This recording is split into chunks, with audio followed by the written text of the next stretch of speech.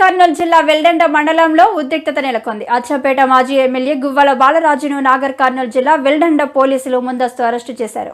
ఎన్నికల ఫలితాలు వెలువడిన తర్వాత అచ్చంపేట నియోజకవర్గ కేంద్రంలోని అంబటిపల్లి గ్రామంలోని ఆలయంలో నిర్వహించనున్న ధ్వజస్తంభ ఆవిష్కరణ కార్యక్రమానికి వెళ్తున్న నేపథ్యంలో కాంగ్రెస్ పార్టీ శ్రేణులు సైతం గువ్వల పర్యటనలను అడ్డుకోవాలని పిలుపునిచ్చాయి. దీంతో మాజీ ఎమ్మెల్యే గువ్వల బాలరాజు అచ్చంపేట పర్యటనకు వెల్దండ మీదుగా వెళ్లేందుకు బయలుదేరారు. దాడులు జరిగే ప్రమాదం ఉందని ముందస్తు సమాచారంతో పోలీసులు గువ్వల బాలరాజును అరెస్ట్ చేసి పోలీస్ స్టేషన్ కు తరలించారు. విషయం తెలిసిన బీఆర్ఎస్ శ్రేణులు వెల్దండకు తరలివచ్చి ఆయనను విడుదల చేయాలని డిమాండ్ చేస్తూ రోడ్డుపై ఆందోళనకు దిగారు. పరిస్థితి చేయి దాటుతుండటంతో పోలీసులు ఆందోళనకారులను అదుపులోకి తీసుకున్నారు.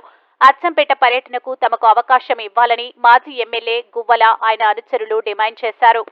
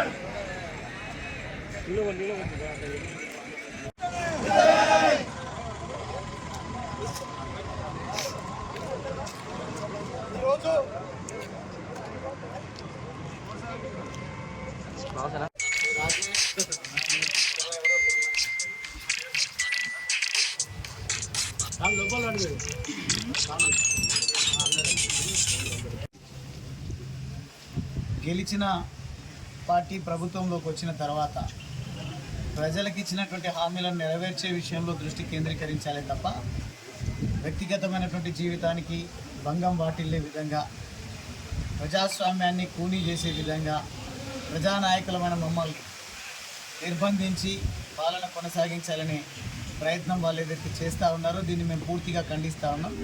ప్రత్యేకించి నా నియోజకవర్గం అచ్చంపేట నియోజకవర్గం లింగాల మండలం అంబటిపల్లి గ్రామంలో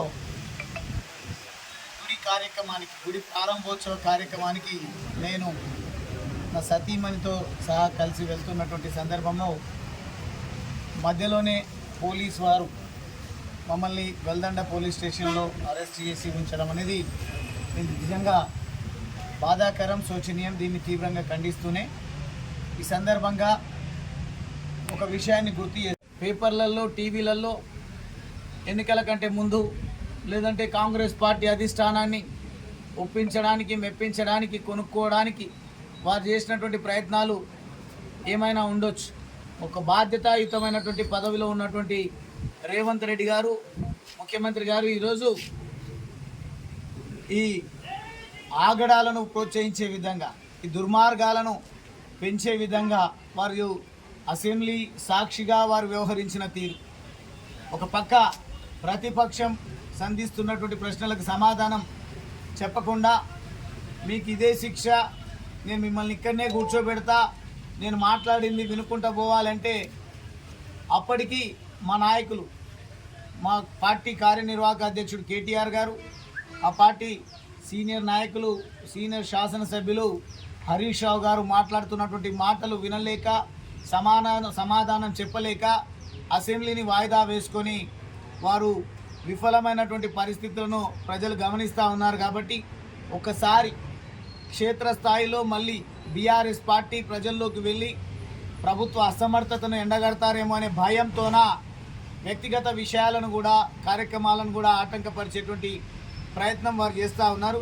దీన్ని తీవ్రంగా ఖండిస్తూనే మరొకసారి ప్రభుత్వానికి సూచన చేస్తూ ఉన్నా, మీరు ఒకవేళ ఈ ప్రజాస్వామ్యబద్ధంగా పాలన కొనసాగించాలనే ఆలోచన మీకుంటే ఎక్కడికక్కడ నియోజకవర్గాలలో రాష్ట్ర వ్యాప్తంగా బీఆర్ఎస్ పార్టీ నాయకులపైన, కార్యకర్తలపైన దాడులను ఆపడం కోసం ప్రత్యేకంగా శ్రద్ధ వహించాల్సినటువంటి అవసరం ఉంది. ఈ దాడులను కొనసాగిస్తాం, భయభ్రాంతులకు గురి చేస్తామంటే పోరాడితే పోయేదేమీ లేదు, బానిస సంఖ్యలు తప్ప అనే నినాదంతో ఉద్యమాన్ని చేసినటువంటి మేము అదే ఉద్యమ స్ఫూర్తిని ప్రదర్శిస్తాం. ఖచ్చితంగా మీ ఆగడాలను, మీ దుర్మార్గాలను ఎండగడుతూ